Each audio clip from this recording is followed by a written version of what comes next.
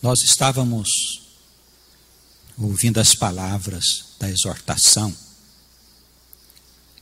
e o presbítero nos lembrou de uma passagem bem importante da Sagrada Escritura, aonde nós somos comparados a varas que precisam estar na videira. Ele disse que se nós tirarmos um galho de qualquer árvore e deixarmos de um dia para o outro, quando nós voltarmos, nós vamos encontrar esse galho seco, sem vida. Mas se nós, depois de algum tempo, algumas horas, nós pegarmos este galho e enxertarmos na videira, ele poderá ter vida novamente. Nós que somos crentes, temos que perceber que não há vida longe do Senhor. A vida que existe aí fora é a vida simplesmente temporal, que atende aos anseios da carne, que atende às vaidades do mundo, que não tem nada a ver com as coisas eternas que o Senhor veio nos apresentar. Se nós nos desprendemos da videira, irmãos, pode ser que ainda não tenhamos morrido. Pode ser que em nós ainda reste algum sinal de vida. É momento de nós fazermos uma profunda reflexão. Se uma vara tirada de uma videira é colocada de um para outro dia, nós vemos que ela vai morrer. Mas o nosso tempo não é de um dia para o outro, porque nas coisas do Espírito, o tempo é bem dilatado. E nós já estivemos com Cristo em alguma ocasião e o deixamos. Estávamos na igreja e por alguma razão nós deixamos a igreja. Um momento de insanidade, um momento de desequilíbrio, de fraqueza, deixamos a casa do Senhor para tratar dos nossos interesses temporais. Em algum momento isso aconteceu. Se isso aconteceu, nós temos que retomar a nossa vivência com o Senhor, enquanto existe em nós algum sinal de vida, irmãos.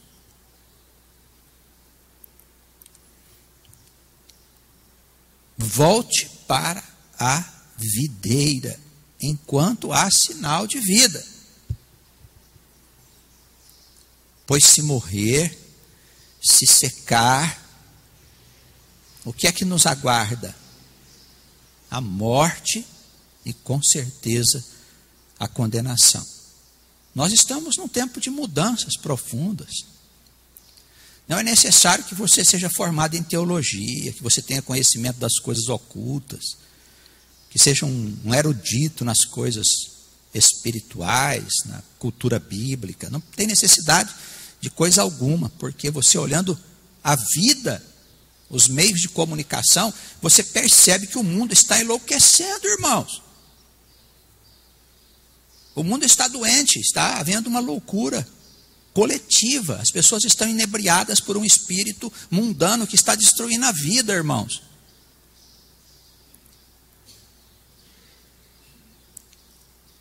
E nós, mergulhados que estamos num mundo resistente, indiferente às coisas do Senhor, nós temos que ter redobrada vigilância. Porque senão nós vamos morrer. Eu não estaria falando aqui aos irmãos esta palavra se não houvesse o risco de morrermos na igreja. Há esse risco de nós estarmos aqui só fisicamente, carnalmente, mas espiritualmente nossa alma ter sido já tragada por esse sistema que está aí fora. Este é o mundo, é o espírito, no qual o apóstolo João disse que as coisas estavam mergulhadas. O mundo jaz no maligno, quer dizer, o mundo está enterrado no maligno. É uma palavra forte, foi dita há 2000 anos atrás, mas é verdadeira, irmãos. As verdades ditas pelos apóstolos e pelo Senhor, elas são verdades de Deus, excetuando as coisas relacionadas com a vida temporal, porque eles também cuidaram dessas coisas no seu tempo. Mas toda a instrução espiritual são instruções eternas. O mundo não mudou e o maligno também não. As coisas pioraram muito desde a época do Senhor. Enquanto é tempo, voltemos à videira. Enquanto é tempo, voltemos à fonte, para bebermos da água da vida. Sem essa água da vida, nós estamos mortos. Pastor, como eu devo fazer então para voltar? Faça a sua penitência, venha à igreja para orar, para ler a Escritura, para conversar com o Senhor, para confessar os seus pecados a Jesus. Venha fazer parte da atividade da igreja, irmãos. Nós que somos pastores hoje temos uma dificuldade enorme para lidar com os nossos crentes, porque eles estão com um pé dentro da igreja, um pé lá no mundo. Exceções honrosas existem, irmãos dedicados ao Evangelho, mas, amados, não são poucos aqueles que basta olhar para eles que você sabe que eles estão enfurnados no espírito do mundo, porque aquilo que nós temos dentro de nós está vindo para fora, e nada poderá conter, porque quem está pondo isso para fora é o inimigo. O momento é grave, é um momento de definição. Ou você vai à fonte e à videira, beber água, ou fazer parte da árvore da vida, ou você será condenado com as multidões, independente de você estar na igreja. Oração e vigilância dobrada. Amém?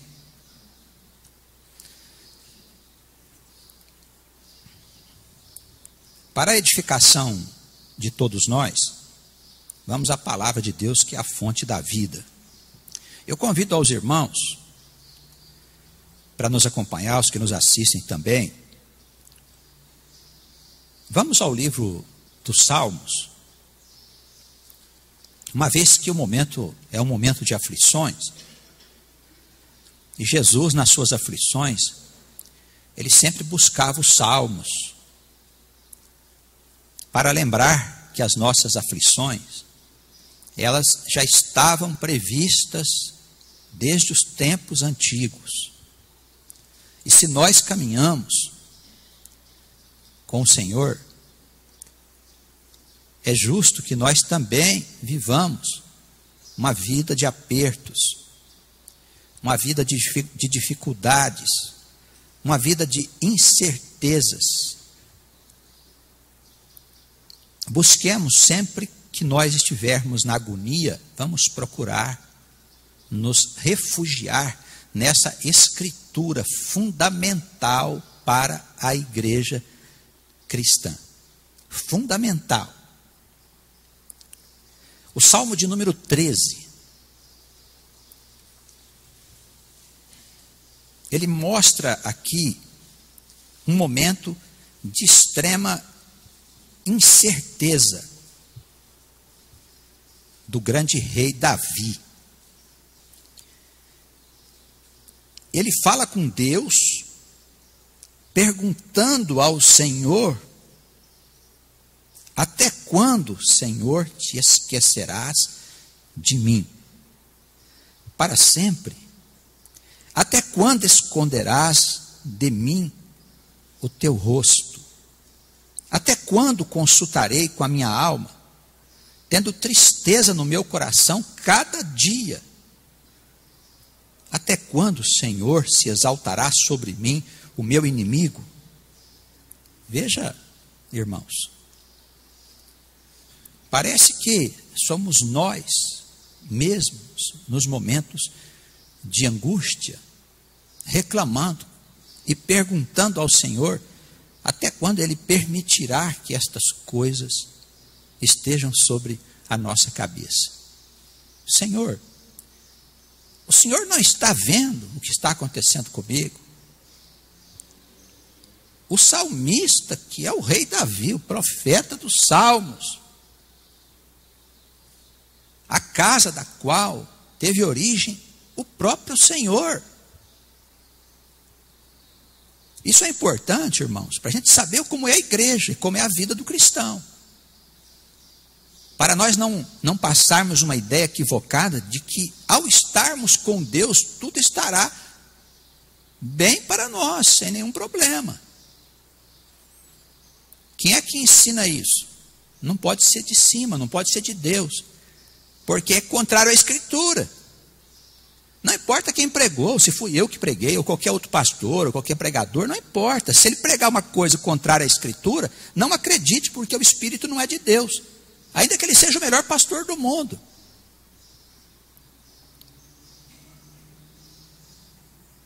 A palavra do Senhor, ela diz que tem muitos pastores com a mão suja.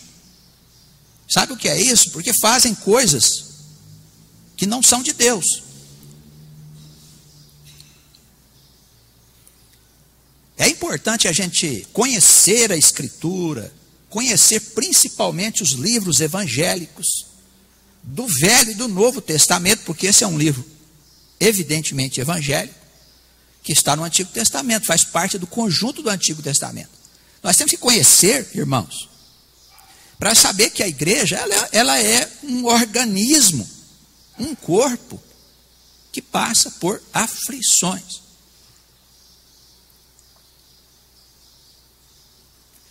Quando Jesus era questionado a respeito dessas aflições, ele dizia assim: olha, se o mundo estiver falando bem de você, você deve ficar preocupado, porque assim faziam aos falsos profetas. Irmãos, percebe? Ele está falando dos falsos religiosos, ele não está falando dos que estão lá fora na rua, ele está falando dos falsos religiosos, dos falsos profetas que estão no meio da igreja, no meio do povo de Deus. Se falarem bem de você, alguma coisa está errada. Se o mundo disser que você é uma pessoa maravilhosa, que você é uma pessoa credenciada, que a sua obra é uma obra digna de reconhecimento de toda a sociedade, blá, blá, blá, blá, pode ficar desconfiado. Alguma coisa está errada com a sua obra. Agora, quando eles vos perseguirem, quando eles vos caluniarem, quando o seu amigo levantar o seu calcanhar contra você, aquele que come o pão junto com você na sua mesa, se levantar contra você para te caluniar, para falar coisas que não são verdadeiras aos inimigos que estão lá fora, exultai, porque é grande o vosso galardão no reino de Deus, porque assim fizeram com os profetas que foram antes de vós. A nossa marca é uma marca de sofrimento, irmãos, de dificuldades. Agora, nós sofremos por quê? Por causa dos pecados que nós estamos cometendo? Essa é uma ideia também equivocada. As pessoas pensam que porque estamos com Jesus, eu posso viver em pecado porque Ele vai me perdoar. Não é bem isso, não. A doutrina do Senhor, ela diz que quando nós morremos nos nossos pecados, nós vivemos para Deus. Enquanto estivermos com o Espírito Santo, nós não vamos cometer pecado. Agora, se você está na igreja cometendo pecado, ora, irmão, você não foi convertido. Você não foi batizado pelo Espírito. Você não tem vida nova. Quando você morrer, você vai para o escuro, você vai para o inferno. Pode gritar o Senhor à vontade. Nós sofremos por causa dos nossos pecados? Não, nós sofremos por causa do Evangelho. as nossas aflições e tormentos é por causa da palavra de Deus, irmãos. Porque acha que Davi sofreu? Porque Davi cometeu adultério? Porque ele fez a contagem lá do povo lá de Israel, que não era para ser feito? Por que esse homem sofreu? Por causa das coisas que estão escritas em Salmos. Porque ele tinha o Senhor, que era o Senhor Jesus, já naquele tempo, antes de Jesus nascer. Jesus já existia, irmãos. Já cuidava do seu povo. Ele foi perseguido por causa da palavra de Deus. De qual palavra? De qualquer palavra? Não, por causa da palavra que liberta, da palavra que ensina que tem uma vida eterna, que você não tem que temer a morte, que você está aqui cumprindo um plano de Deus, que você não pode deixar de cumprir a vontade de Deus, porque senão você está fora da videira, longe da fonte.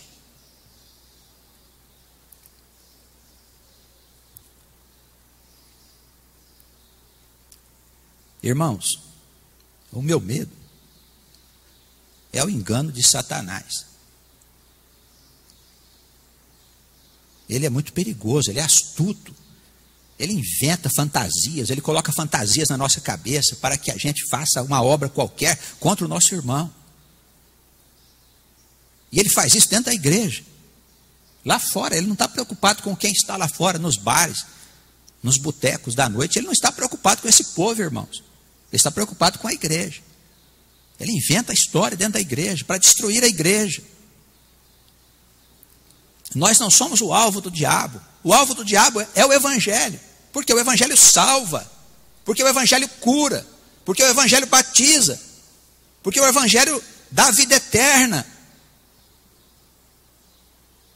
O evangelho é o único caminho por onde nós nos livramos da escravidão do diabo. É o único caminho, não há outro caminho, irmãos.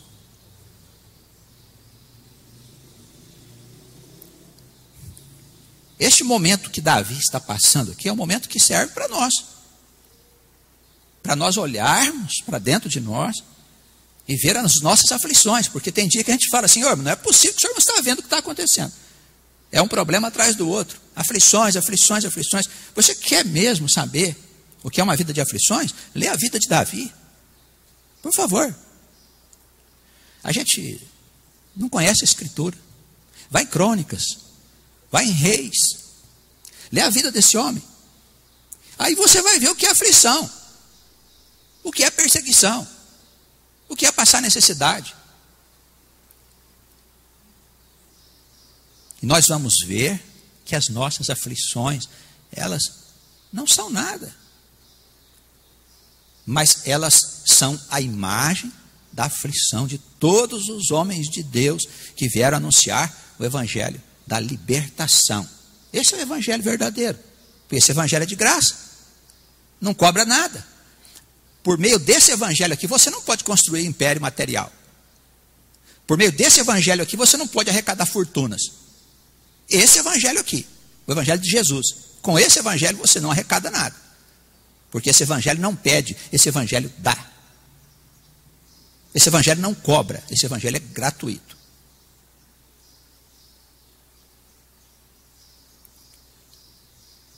Então, irmãos, não se assuste se você em algum momento questionar o Senhor, dizer, Senhor, até quando? Porque todos eles passaram por essas aflições. Até quando esconderás de mim o teu rosto? É claro, o Senhor está vendo todas as nossas aflições e angústias, injustiças e mentiras, e coisas ocultas que a gente não vê com os olhos, mas que estão no coração das pessoas. O Senhor está vendo. O juízo não vem sobre as coisas aparentes, irmãos. O juízo não vem sobre as coisas que nós sabemos. O juízo vem sobre as coisas que nós não sabemos, que nós não vemos, que nós não soubemos em tempo algum. O juízo vem sobre aquilo que está dentro do nosso coração. Se o nosso coração estiver cheio de podridão, cheio de adultério, cheio de mentiras, nós vamos para o inferno. Enquanto é tempo, vamos nos arrepender de todo o mal que nós fizemos. Se nós estamos cheios de imundície por dentro de nós, vamos pedir a Jesus, ao Espírito Santo, que nos limpe, que nos lave com a água abençoada. Ninguém pode fazer isso por você. Se houvesse um santuário em qualquer lugar do mundo que vocês pudessem ir para se lavar, irmãos, nós iríamos juntos. Eu gostaria demais também de tomar um banho numa água santa, alguma coisa que pudesse me lavar, sinceramente.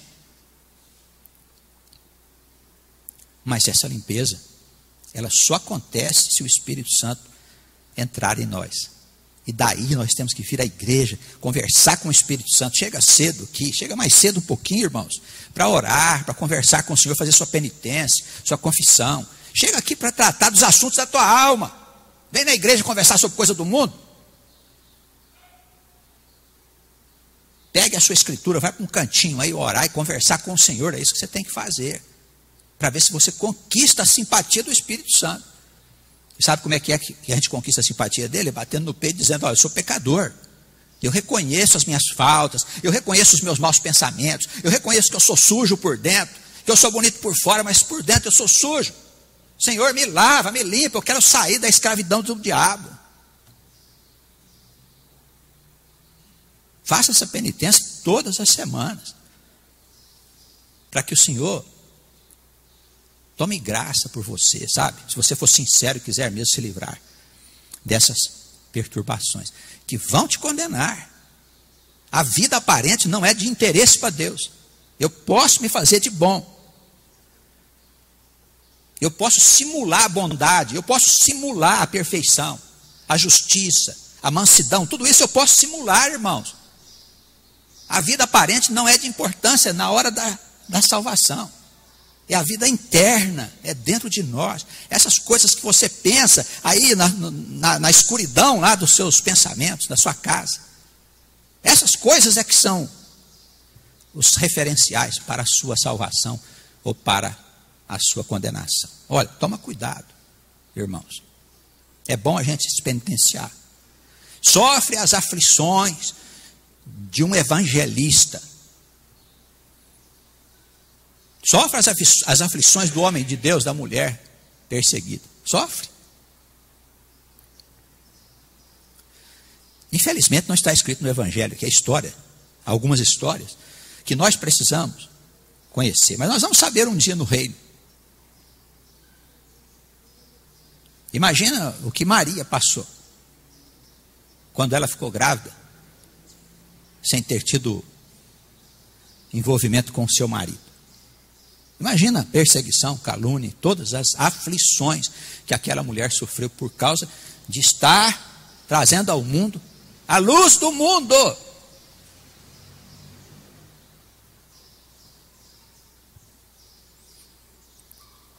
Aflições fora dela e aflições dentro dela,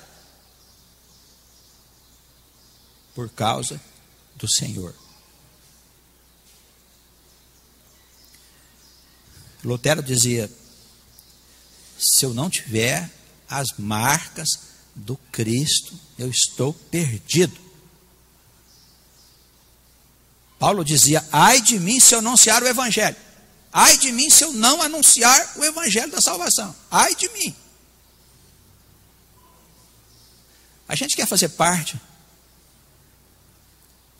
dessa família dos apóstolos. Vamos anunciar o Evangelho, irmãos. Vamos anunciar, vamos trabalhar. A começar pelo vizinho, onde a gente chegar, puder chegar, vamos falar da salvação.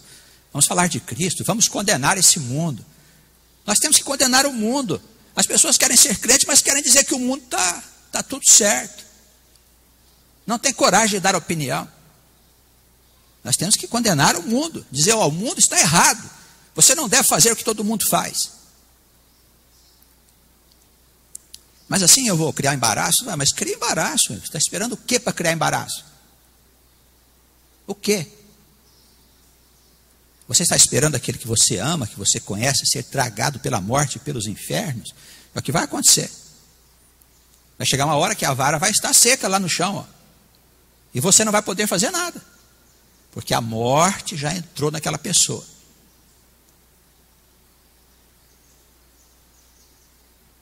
Irmãos, vamos começar a servir Jesus verdadeiramente.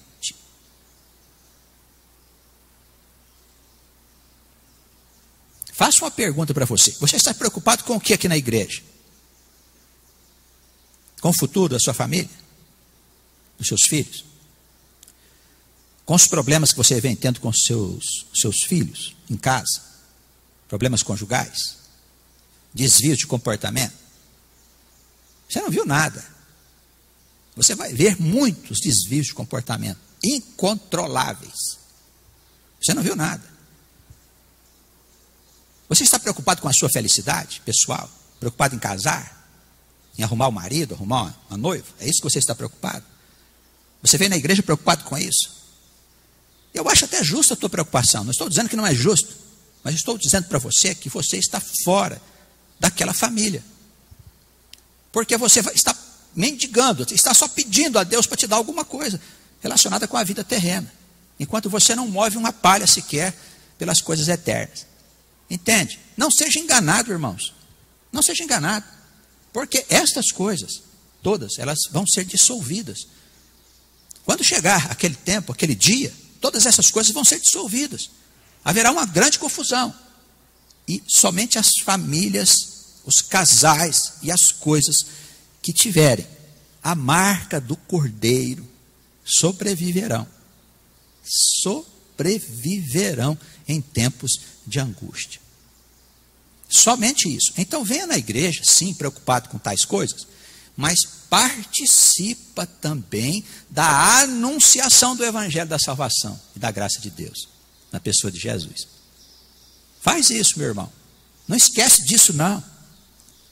Porque senão as outras coisas não vão permanecer.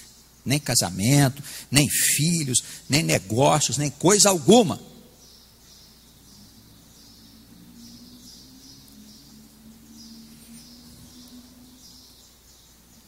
Tenha paciência.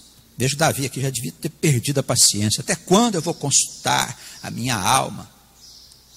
Com a minha alma, até quando eu vou consultar, Senhor, a Ti, tendo tristeza no meu coração? Até quando se exaltará sobre mim aqueles que são meus inimigos? A gente vê o inimigo prosperar na esquina. O inimigo cresce ali, a gente vai se arrastando, né? Aí nosso homem carnal pergunta: mas Senhor, eu sou de Ti. Olha aí o inimigo, como é que cresce, eu vou me acabando, não é que o Senhor vai me levar? Nossa alma fica triste, a nossa alma, a nossa vida carnal, é o nosso ser humano. O ser divino, ó, encosta, e nós ficamos preocupados, e achando injusto, dizendo: Senhor, mas é injusto. Mas o Senhor, Ele tem um plano para nós, que está além dos interesses temporais. Se nós não nos atentarmos para isso, nós vamos achar que Deus está esquecendo de nós.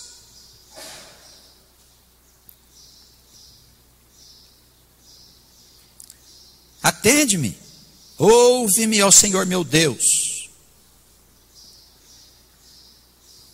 Ilumina os meus olhos para que eu não adormeça na morte. Ilumina os meus olhos. Uma vida sem Deus é uma vida na escuridão. É uma vida na morte, irmãos. E ele sabe.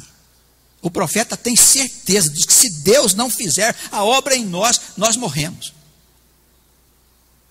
Não temos vida em nós mesmos. Não foi isso que disse a abertura hoje da pregação?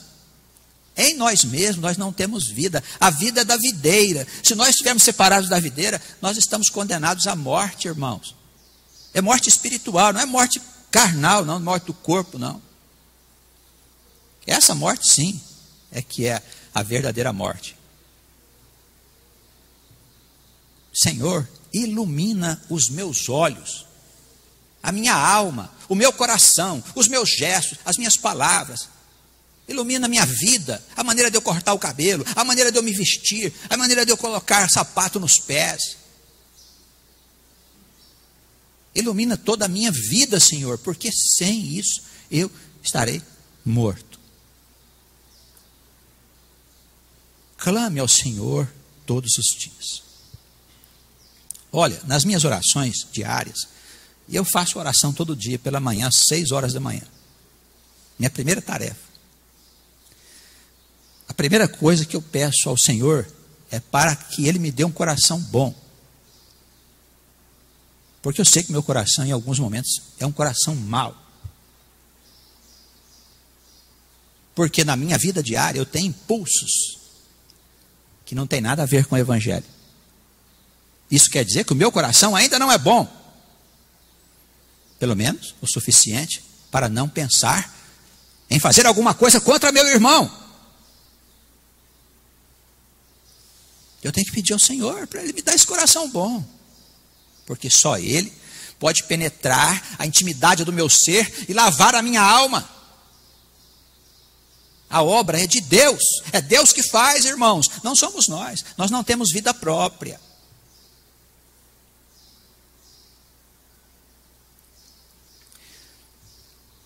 Você não pode se ajudar. Lamento contrariar as teses da autoajuda.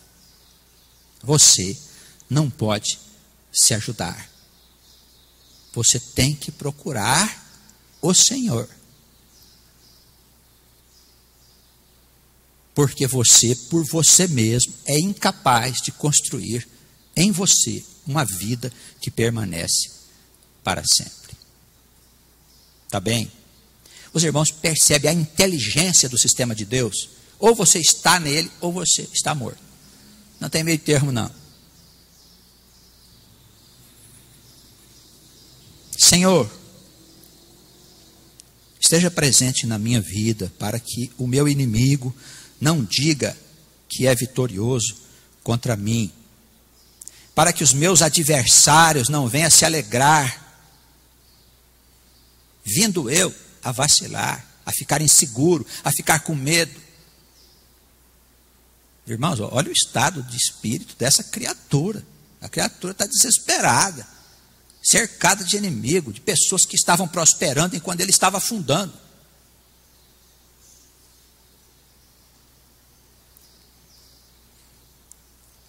Encerrando, ele diz: porém, todavia, contudo, eu confio na tua benignidade, na tua salvação se alegrará o meu coração. Olha,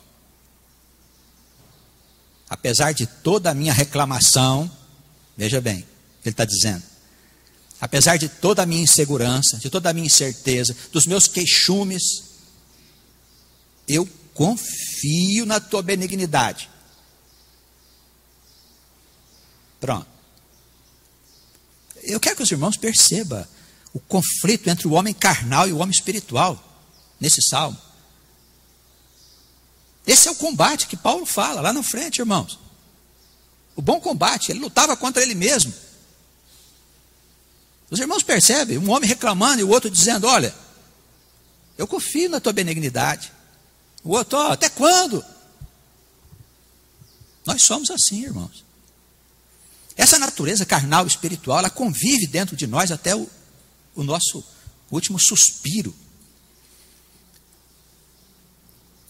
Esse conflito que existe dentro de nós é um conflito dentro de nós. Não é um conflito externo. O maior conflito está dentro de nós, nas incertezas que o nosso homem carnal possui em relação às coisas que vão acontecer. O nosso homem carnal não confia no Senhor, reclama com o Senhor. E nosso homem espiritual diz: calma. Os irmãos já perceberam, já se deram conta de que em alguns momentos de aflição, parece que você mesmo fala para você mesmo: calma, está tudo bem, Deus está no controle. Não tem nada errado. Você não está com dupla personalidade, não, é assim mesmo.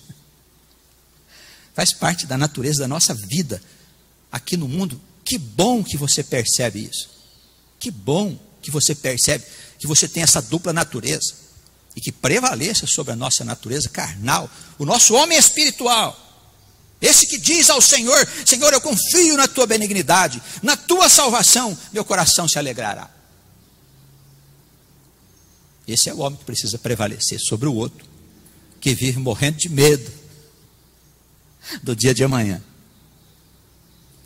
E que bom que existem esses conflitos dentro de nós, irmãos. Que bom, porque esse é o nosso despertar para uma nova realidade.